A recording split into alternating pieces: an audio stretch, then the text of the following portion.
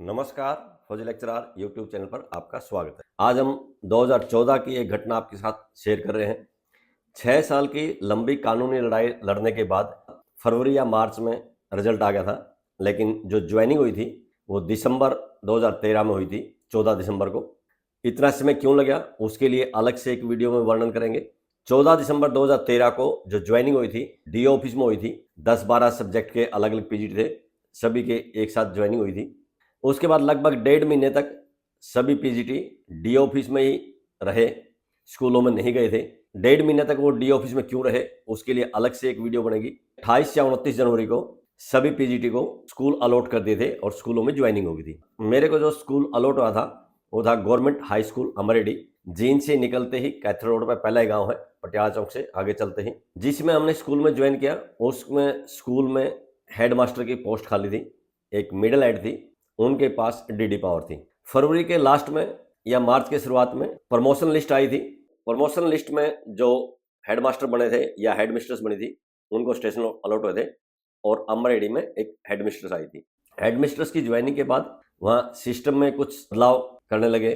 तो हमारे साथ जो ज्वाइनिंग हुई थी एक पीजीटी थी जो पहले डीएवी स्कूल में जींद पढ़ाती थी, तो उसने हेडमिस्ट्रेस के साथ मिलकर वहाँ डीएवी स्कूल वाला व्यवस्था लागू करने की कोशिश की। जबकि डीएवी स्कूल एक प्राइवेट स्कूल है, अमरेडी स्कूल एक गवर्नमेंट स्कूल था। दोनों के जो वातावरण है उसमें दिन रात का अंतर था। दोनों स्कूलों में पढ़ने वाले बच्चों में दिन रात का अंतर था।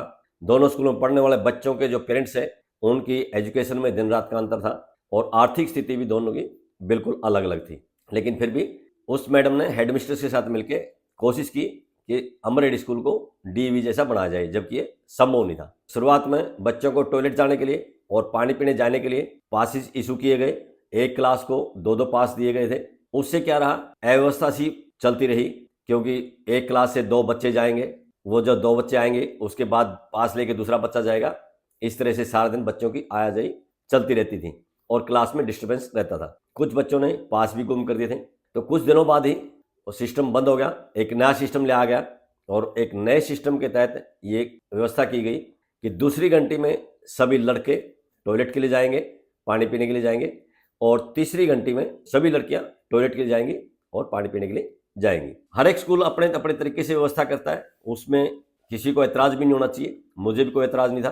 तो जब हमने ज्वाइनिंग की उसमें वहाँ एक प्रथा चली हुई थी, किसी भी टीचर के कोई खुशी का मौका है तो वो कुछ पैसे देता, 1000-500 रुपये टाइप, और स्कूल के अंदर एक पार्टी करते, सामान बाहर से ले आते और खाना स्कूल के अंदर ही बनाते थे। जब स्कूल के अंदर खाना बनवाते थे, जैसे सलाद काटना, सब्जी काटना, पूरी बेलना, ये काम 9वीं 10वीं की लड़कियों से करवाया जाता था। इसके लिए मैंने कहा भाई जो आप 9वीं 10वीं की लड़कियों से ये काम करवा रहे हो, कोई पेरेंट्स आएगा देखेगा तो एक गलत संदेश जाएगा। और जो सबसे मेन है वो ये है, अगर यहाँ किसी भी टीचर ने इनका फोटो लेके अखबार वालों को दे दिया और अगर अखबार में खबर छप गई तो उसमें सबसे पहला मेरा नाम आएगा कि इन्होंने खबर छपवाई होगी, जबकि मैंने स्कूल की कोई भी नेगेटिव खबर अखबार को नहीं देनी थी। क्योंकि जो 6 साल मैंने लंबी लड़ाई लड़ी थी सरकार के खिलाफ, कानूनी लड़ाई लड़ी थी, उसमें मेरी अखबार में खबरें छपती थी, नाम के साथ भी, फोटो के साथ भी। सभी अखबार के रिपोर्टर मुझे जानते थे। मेरा पॉइंट जायज़ था, लेकिन स्कूल वालों को समझ में नहीं आया। स्कूल वालों ने उसको उल्टे तरीके से लिया। उनको लगा कि ये पार्टी बंद करवाना चाहता है। मैंने कहा मेरे कहने का मतलब ये नहीं है कि आप स्कूल में पार्टी ना करें या स्कूल टाइम में पार्टी ना करें। मेरा सिर्फ इतना कहना है कि जो काम करवा रहे हो लड़कियों से ना करवा जाए, या तो पैसे दे के किसी बंदे से करवा जाए बाहर से, या फिर स्टाफ वाले खुद खाली घंटे में वो काम करें।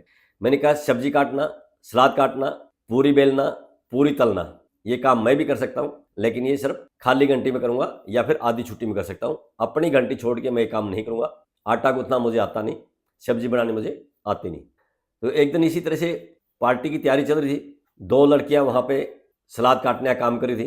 दोनों 10वीं की लड़कियां थी, 2 या 3 लड़कियां थी। मेरी जब उन पर नज़र पड़ी, मैंने उनसे कहा कि बेटे आप स्कूल में पढ़ने के लिए आते हो या सलाद काटने के लिए आते हो? तो लड़कियां कहने लगी सर फलाने सर बुला के लाए हैं या फलानी मैडम बुला के लाई हैं। मैंने कहा आप दोनों तीनों जितनी भी थी आप क्लास में जाइए और दोबारा इस काम के लिए नहीं आना है। आप स्कूल में पढ़ने के लिए आते हैं, आप क्लास में जाइए। लड़कियों की क्लास में जाके मैंने बोल दिया कि कोई भी टीचर आपको बुलाने आए, इस काम के लिए आपको नहीं जाना है।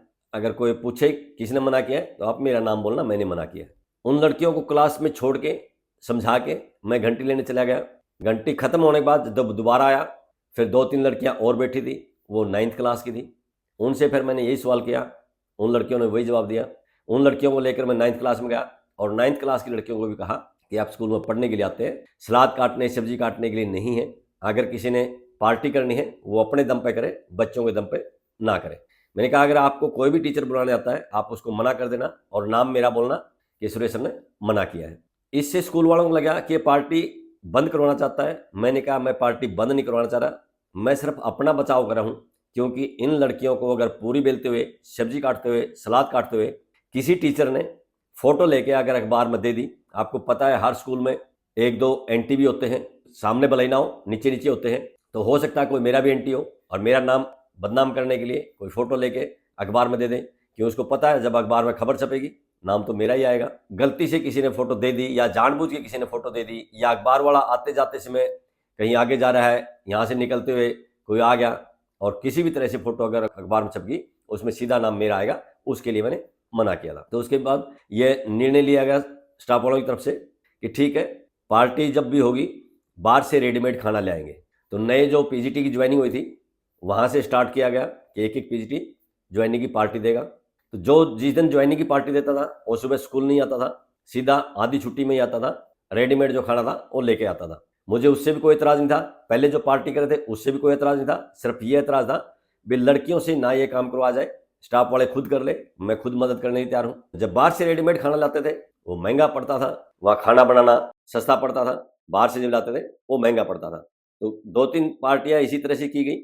उसके बाद एक और क्या नियम बनाया गया कि 2 लड़कियों की ड्यूटी लगाई गई, हर पीरियड में 2 लड़कियां एक ट्रे लेंगी, ट्रे में पानी के गिलास रखेंगी और हर क्लासरूम में जाएंगी, टीचर को पानी पिलाएंगी। इस पर भी मैंने कोई एतराज़ नहीं किया, भी ठीक है सिस्टम में चला रहे, हमें क्या दिक्कत है, मैं तो सिर्फ पढ़ाने के लिए आता हूँ बच्चे। दूसरा एक क्या नया नियम लागू किया गया, स्कूल के गेट पे आधी छुट्टी में ताला लगाने लगे, क्योंकि वो मैडम गई थी डीएवी स्कूल से, वो डीएवी स्कूल वाला वहाँ व्यवस्था करना चाह रहे थे, जबकि शहर के स्कूल में गाँव के स्कूल में दिन रात का अंतर होता है। शहर के स्कूल में सुरक्षा का मामला होता है, गाँव में सुरक्षा संबंधी कोई ऐसा मामला नहीं होता, क्योंकि गाँव के बच्चे गाँव में सारा दिन खेलते रहते हैं, जबकि शहर में कई प्रकार के विवाद होते हैं, बच्चों की सुरक्षा को लेके होते हैं, तो इसलिए वहाँ गेट पे वो गार्ड भी रखते हैं और गेट को बंद भी रखते हैं। दूसरा, जो शहर के बच्चे हैं उनके माँ बाप अच्छे परिवार से हैं, सुबह अच्छा खासा टिफिन पैक करके देते हैं। गाँव में जो बच्चे पढ़ते हैं वो बहुत गरीब परिवारों से आते हैं, सुबह टिफिन लाना उनके लिए संभव नहीं होता, अगर लेकर भी आए तो हो सकता है हर रोज किसी घर में सब्जी ना बनती हो, कोई अचार के साथ खाता हो, कोई गुड़ के साथ खाता हो, कोई लस्सी के साथ खाता हो, सबकी अपनी अपनी समस्या थी। हम भी जब सरकारी स्कूलों में पढ़ते थे तो आधी छुट्टी में घर आते थे खाना खाने के लिए। वहाँ भी जब हमने ज्वाइन किया, वहाँ बच्चे आधी छुट्टी में घर जाते थे खाने के लिए, लेकिन उस मैडम ने हेडमिस्ट्रेस से मिलके 2-3 महीने के अंदर ही स्कूल के गेट पे ताला लगवाना शुरू कर दिया आधी छुट्टी में। तो जब स्कूल के गेट पे ताला लगने लगा, 9वीं 10वीं की कुछ लड़कियां मेरे पास आके बोलने लगी कि सर गेट पे ताला लगा दिया है, हम आधी छुट्टी में खाना खा के आते थे, अब कैसे जाएं? मैंने कहा सुबह खा के आ करो। कुछ लड़कियों ने जवाब दिया कि सुबह सर भूख नहीं लगती, कुछ ने जवाब दिया कि सर सुबह सुबह खाना बनता नहीं है। तो मैंने कहा इसमें मैं क्या कर सकता हूँ, मैं खुद सुबह घर से खा के आता हूँ और यहाँ खाना लेकर नहीं आता और वापस जाके घर पे खाता हूँ। तो लड़कियां कहने लगी सर आप कुछ कर दो। मैंने कहा इस मामले में कुछ नहीं कर सकता, आपने बात करनी है तो स्कूल की हेडमिस्ट्रेस से बात करो, स्कूल का प्रशासन, स्कूल की व्यवस्था चलाना वो स्कूल हेड का काम है, ये मेरा काम नहीं है। स्कूल के बीच में एक पानी की टंकी थी, लड़के और लड़कियों के लिए एक ही टंकी थी, सभी लड़के उसी में पानी पीते थे, लड़कियां भी उधर ही पानी पीती थी। हालांकि इसके टंकी के दोनों साइड में उधर भी और इधर भी टैप लगे हुए थे, लेकिन दोनों ही साइड में लड़के और लड़कियां पीते थे। तो उसमें कई बार शिकायतें आती कि सर फलाना लड़के ने ऐसे कर दिया, वो लड़का ऐसे कर रहा है। तो उसके लिए मैंने एक दिन सुबह प्रार्थना में बोल दिया, आज से ये व्यवस्था लागू की जाती है कि जो लड़के हैं वो टंकी की इस साइड में पानी पियेंगे और जो लड़कियां हैं वो पानी की टंकी के दूसरी साइड में पानी पियेंगी। उसके बाद भी बच्चे थे गुस्ताखी कर जाते थे, आधी छुट्टी में और खाली घंटे में मैं उधर ही बाहर ही बैठा रहता था। तो जब भी कोई बच्चा दिखता, भाई कोई लड़की लड़के की साइड में पी रही है, तो उसको मैं बोल देता कि बेटे नहीं आप इधर नहीं, आपकी साइड उधर है, उधर पीजिए। जब लड़का कोई लड़कियों की साइड में पीता तो उसको भी बोल देता बेटे आप उधर नहीं, आपकी दूसरी साइड है, उधर पीजिए। तो कभी ऐसा भी होता, जैसे जब मान ले लड़का लड़की की साइड में पी रहा है तो उसमें कोई लड़की नहीं है, बच्चा बोलता सर अभी तो कोई लड़की नहीं है। मैंने कहा कोई लड़की है या नहीं है, एक व्यवस्था बनाई गई है, एक सिस्टम बनाया गया है, उसको लागू करेंगे तो व्यवस्था चलती रहेगी। नहीं तो आप जब इधर पीने की आदत पड़ेगी, जब लड़कियां होगी तब भी आप यहाँ पीने की कोशिश करोगे, फिर विवाद होगा। ऐसा विवाद ना हो इसलिए व्यवस्था की गई है और बच्चे समझाने से आसानी से समझ जाते थे। स्कूल में जो मिड डे मील बनता था, मिड डे मील बच्चों को बांटने से पहले स्टाफ वालों के पास भेजा जाता था खाने के लिए, चाहे कुछ भी बनाओ वही स्टाफ के लिए जाता था खाने के लिए। कई बार ऐसा भी हुआ कि बच्चे भूखे रह गए हैं, खाना खत्म हो गया है और जो स्टाफ के लिए भेजा था वहाँ बच गया है, वहाँ फालतू पड़ा है। लेकिन मैंने कभी भी किसी बात के लिए कोई पॉइंट नहीं उठाया, कि मैं एक ही बात ध्यान में रखता हूँ कि मैं स्कूल में पढ़ाने के लिए जाता हूँ, पढ़ाना मेरा काम है। बच्चों की समस्या है उसको सुनना है, जो मेरी रेंज में होगा उसका समाधान करना है, जो मेरी रेंज में नहीं है, जो रास्ता है वो बच्चों को बता देना है। 14 अगस्त 2014 को क्या हुआ, खाने में पूरियां बनाई हुई थी, आलू की सब्जी बनाई हुई थी, और जैसे हर रोज करते थे, बच्चों को खाना बांटने से पहले सब्जी का एक पतीला टाइप भर के स्टाफ रूम में भेज दिया, पूरियों की एक बड़ी प्लेट भर के स्टाफ रूम में भेज दी, हेडमिस्ट्रेस के पास सब्जी अलग से भेज दी और पूरी अलग से भेज दी। उस दिन एक रिटायर्ड टीचर थे विनोद जैन, जो मेरे घर के पास ही रहते थे, वो पहले अमरेड स्कूल में पढ़ाते थे, एसएस टीचर थे। उस दिन बाई चांस किसी काम से आए थे, वो भी हेडमिस्ट्रेस के पास बैठे थे, तो हेडमिस्ट्रेस के लिए और जो जैन साहब आए थे उनके लिए पूरियां और सब्जी ऑफिस में भेज दी थी।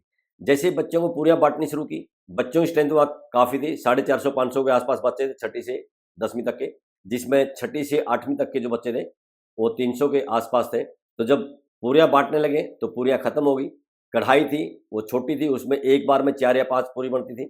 तो जो बच्चे थे आपस में धक्का मुक्की करने लगे, मैं वहीं पे था, मैंने कहा बेटे धक्का मुक्की मत कीजिए, पूरियां बन रही हैं, हर बच्चे को पूरी मिलेगी, थोड़ा 10 मिनट लेट मिल जाएगी। तो लड़कियां कहने लगी सर फिर घंटी बज जाएगी, आधी छुट्टी में फिर हमारे को डंडे मारे क्लास में भेजेंगे। मैंने कहा नहीं, आपको कोई डंडा नहीं मारेगा, कोई क्लास में नहीं भेजेगा, जब तक आपको खाना नहीं मिलेगा तब तक कोई नहीं मारेगा। बोले सर आप तो चले जाओगे। मैंने कहा मैं कहीं नहीं जाऊंगा, छठी घंटी मेरी खाली है, मैं यहीं पर बैठा हूँ और आप सबको खाना मिलेगा, आप शांति बना के रखिए। थोड़ी देर बाद 9वीं क्लास का एक लड़का था शिव कुमार, वो वहाँ आया और आकर कहने लगा सर, किसी टीचर का नाम लेके कि फलाने सर ने पूरियां मंगवाई हैं स्टाफ के लिए। मैंने कहा बेटे स्टाफ के लिए पहले से ही पूरियों की एक प्लेट भर के जा चुकी है और अभी पूरियां खत्म हो चुकी हैं, ये छोटे छोटे बच्चे लाइन में लगे हैं, भूख लगी हुई है, तो पहले बच्चों को खाने दो, जब बच्चे सब खा लेंगे उसके बाद टीचर्स के लिए ले जाना। बच्चा चला गया, वापस स्टाफ रूम में जाके बच्चे ने बता दिया। तो वहाँ से पीटीआई साहब आए, आगे कहने लगे जी मैं मिड डे मील का इंचार्ज हूँ। मैंने कहा फिर उससे क्या हुआ, तो मुझे खाना चखने का अधिकार है। मैंने कहा खाना चखने का अधिकार है, खाने का अधिकार नहीं। चखने के लिए एक पूरी होती है और यहाँ तो एक पूरी बड़ी प्लेट आपके पास भेज दी गई है, उसके बाद दोबारा लेने के लिए आ रहे हैं, बच्चे लाइन में खड़े हैं, भूखे हैं। तो पीटीआई साहब चले गए। थोड़ी देर के बाद एक मैथ मास्टर थे, वो पीटीआई के साथ सहयोग करते थे, मिड डे मील के इंचार्ज बना रखे थे उनको भी, वो आए, आके मुझे कहने लगे कि फौजी साहब सारे हरियाणा में ऐसे होता है। मैंने कहा सर सारे हरियाणा में ऐसे होता है तो गलत होता है, मिड डे मील जो है बच्चों के लिए बनाया जाता है, और अगर आप घर में भी देखोगे कि आप पहले बच्चों को देंगे या पहले खुद खाओगे, घर में भी तो हम पहले बच्चों को खिलाते हैं, तो ये भी तो हमारे बच्चे हैं, तो पहले बच्चे खा लेंगे फिर स्टाफ वाले खा लेंगे। तो वो कहने लगे नहीं फिर आधी छुट्टी खत्म हो जाएगी। मैंने कहा सर खत्म हो जाएगी तो आप तो बाद में भी खा सकते हो, और वैसे भी जो मिड डे मील है आपके लिए तो नहीं बना है, बच्चों के लिए बना है, और आज एक समस्या आ गई वह पूरी खत्म हो गई है, तो क्या आप एक दिन भी ये शांति नहीं बना सकते वह बच्चों को दे दिया जाए? हर रोज पहले स्टाफ के लिए जाता है, बाद में बच्चों को बढ़ता है, और कई बार ऐसा भी होता है कि बच्चे भूखे रह जाते हैं, स्टाफ का खाना वहाँ फालतू पड़ा रहता है। इतना कहने के बाद भी जैसी पूरी बनी, वो मैथ टीचर मेरे मना करने के बाद भी पूरियों की प्लेट भर के लेके चले गए। तो 7वीं क्लास की लड़कियां खड़ी थी, करीब 20-25 थी, हो सकता है ज़्यादा भी हो, वो देखती रहेगी और मुझे कहने लगी सर देखो मास्टर कितने भुक्खड़ हैं। मैंने कहा बेटे इसमें मैं क्या कर सकता हूँ, मेरा काम समझाना था, मैंने समझाने की कोशिश की, उनको नहीं समझ में आया, तो इससे ज़्यादा मैं क्या कर सकता हूँ? तो लड़कियां कहने लगी सर आप कुछ भी नहीं कर सकते। मैंने कहा करने की तो बहुत कुछ कर सकता हूँ, लेकिन मैं करना नहीं चाहता, मैं सिर्फ पढ़ाने के लिए आता हूँ और पढ़ाने तक ही सीमित रहना चाहता हूँ। तो लड़कियां कहने लगी सर ऐसे इस तरह से हमारे साथ अन्याय होता रहेगा। मैंने कहा मैं क्या कर सकता हूँ, बोलते ही फिर विवाद होगा, बिलाने सर कुछ तो कीजिए। मैंने कहा चलो ठीक है, आप थोड़े सिस्टमेटिक ढंग से खड़े जाओ, मैं आपका एक फ़ोटो ले लेता हूँ।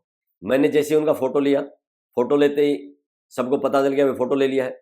तो सबसे पहले तो जैन साहब जो हेड मिस्ट्रेस के पास बैठे थे वो भागे भाग गए, कहने लगे फौजी साहब ये क्या कर रहे हो, फ़ोटो क्यों ले लिया, मीडिया में देना। मैंने कहा सर मीडिया में नहीं दे रहा, फ़ोटो इसलिए लिया है, ये बच्चे भूखे हैं, और बार बार समझाने बाद भी टीचर्स दोबारा फिर एक प्लेट भर के ले गए हैं पूरी की, जबकि पहले ले जा चुके थे। क्या एक दिन के लिए इतनी शांति नहीं बना सकते कि बच्चे भूखे हैं, इनको पहले पूरी दी जाए, टीचर्स बाद में खा लेंगे, और वैसे भी एक प्लेट ले जा चुके हैं, 2-2 4-4 पूरी तो टीचर्स खा चुके होंगे, इन बच्चों को खाने के लिए मिलनी चाहिए। उस दिन वो मामला उधर ही शांत हो गया, लेकिन 2 दिन या 3 दिन बाद एक टीचर फिर मेरे साथ बहस करने लगा, कहने लगा पहले तूने यहाँ पार्टी बंद करवा दी। मैंने कहा मैंने कोई पार्टी बंद नहीं करवाई, मैंने सिर्फ इतना कहा था कि जो पार्टी कर रहे हो उसमें जो काम है वो लड़कियों से ना ले जाए, बल्कि स्टाफ वाले खुद करें खाली घंटी में, या किसी से करवाएं पैसे देके। फिर कहने लगे आप तूने मिड डे मील भी हमारा बंद करवा दिया। मैंने कहा मैंने मिड डे मील बंद नहीं करवाया है, पहले भी स्टाफ वाले खाते थे और अब भी खाते हैं। 2-3 दिन पहले जो घटना घटी है उसमें सिर्फ मैंने ये कहा था कि बच्चे भूखे हैं, पूरी खत्म हो चुकी हैं और टीचर्स के लिए एक प्लेट पहले जा चुकी थी। वे पहले बच्चों को खाने दो, जब बच्चे खा लेंगे उसके बाद स्टाफ वाले खा लेना, और वैसे भी एक प्लेट जा चुकी है, तो इसमें और थोड़ी ज़्यादा बहस करने लगा। तो फिर मुझे मजबूर होकर डायरेक्टर के नाम मैंने एक लेटर लिख दिया इस पूरे घटनाक्रम का। जैसे ही वो लेटर मैंने हेड मिस्ट्रेस के सामने रखा तो पढ़ के कहने लगे, बिला जी इसमें तो हम सब फंस जाएंगे। मैंने कहा फिर मेरे साथ क्यों बहस कर रहे हो, मैंने कोई गलत तो नहीं कहा है। जो आप पार्टियां बनाते थे उसमें मैंने कभी ऑब्जेक्शन नहीं किया, आप गेट पे ताला लगाते हो मैंने कभी ऑब्जेक्शन नहीं किया, मिड डे मील बांटने से पहले स्टाफ वाले पास जाता है मैंने कभी एतराज नहीं किया, कई बार बच्चे 2-4 भूखे रह जाते हैं, स्टाफ के पास खाना पड़ा रहता है, मैंने कभी कुछ नहीं कहा। कौन टीचर क्लास में पढ़ाने जाता है, कौन नहीं पढ़ाने जाता है, कौन लेट आता है, कौन फॉलो मारता है, कौन फोन पर लगे रहता है, मैंने कभी किसी की शिकायत नहीं की। मैं सिर्फ अपने काम से काम रखता हूँ। उसके बाद भी मैंने उस टीचर का नाम लिया कि वो टीचर मेरे साथ इस तरह से बेमतलब में लड़ाई लड़ने की कोशिश कर रहा है। तो मैंने कहा मैंने जो घटनाक्रम था वो लिख दिया है, अब आप स्कूल की हेड है, फैसला आपने करना है। तब तक 2-3 टीचर्स और आ गए और मैथ वाला टीचर भी आ गया जो मिड डे मील का इंचार्ज था। कहने लगा फौजी साहब इसको शिकायत को वापस ले लो। मैंने कहा सर ऐसे शिकायत में वापस नहीं लेता, मैं इतना कर दूंगा अगर आप आगे ना भेजना चाहें तो ना भेजें, क्योंकि मैंने डायरेक्टर के नाम लिखी है, थ्रो प्रॉपर चैनल लिखी है, यानी कि उचित माध्यम से स्कूल के हेड को बीओ के पास भेजना है, बीओ ने डीओ के पास और डीओ से डायरेक्टर को जानी है। अगर आप इसको आगे बीओ को फॉरवर्ड नहीं करोगे तो मैं अगली कार्रवाई नहीं करूंगा। लेकिन एक बात याद रखना, और दोबारा फिर किसी ने मेरे साथ इसी तरह से पंगा लेने की कोशिश की जैसे ये भाई साहब कर रहे थे, उसके बाद फिर मेरे को नया लेटर लिखना पड़ेगा और इस पुराने वाले लेटर का हवाला दूंगा और साथ में इसकी कॉपी लगाऊंगा कि पहले भी ऐसे हुआ था और आगे फिर ऐसे हो रहा है। कहने लगे ठीक है आपको कोई कुछ नहीं कहा। मैंने कहा नहीं कहेगा, मैं तो किसी को कुछ कहता ही नहीं, मैं तो अपने काम से काम रखता हूँ। ये सारी चीजें कुछ टीचर्स के दिमाग में इतनी चुभने लगी, उनको ये हो गया कि इस बंदे को स्कूल से कब निकाला जाए। तो बाद में एक रिपोर्ट मांगी गई थी डायरेक्टर ऑफिस से, उसमें जो स्कूल की हेड मिस्ट्रेस थी 2-3 टीचर्स के कहने पे एक झूठी रिपोर्ट बना के भेज दी और मेरे को सरप्लस दिखा दिया। मेरी बदली हो गई थी, बदली होने के बाद मैंने कहा मैं सरप्लस नहीं हूँ। मैं हाई कोर्ट गया, हाई कोर्ट से स्टे लेके आया, फिर हेड मिस्टर ने हाई कोर्ट के स्टे ऑर्डर मानने से मना कर दिया था। उसके बाद आगे मैंने क्या क्या किया है वो आने वाली अलग से वीडियो में आपका पूरा वर्णन करेंगे। किस तरह से झूठी रिपोर्ट भेज के मेरी बदली करवाई गई थी, किस तरह से मैंने स्टे लिया, और आगे हेड मिस्ट्रेस ने जब स्टे ऑर्डर नहीं माना तो अगली कार्रवाई मैंने क्या क्या की थी, वो आने वाली अलग से वीडियो में आपको बताएंगे। आज की इस वीडियो में बस इतना ही। वीडियो पसंद आई हो तो लाइक कीजिए, दोस्तों के साथ शेयर कीजिए। ऐसी ही और वीडियो देखने के लिए चैनल को सब्सक्राइब कीजिए। बहुत बहुत शुक्रिया, धन्यवाद, जय हिंद।